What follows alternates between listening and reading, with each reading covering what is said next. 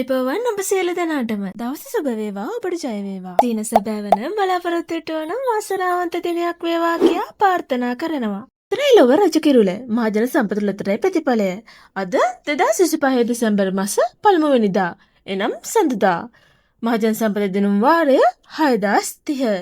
මේ දිනුම් වාරයේදී මහජන සම්පත ඔබට ගෙනෙන සිපිරි ජයමල්ල 2,84 ලක්ෂයකට වැඩි.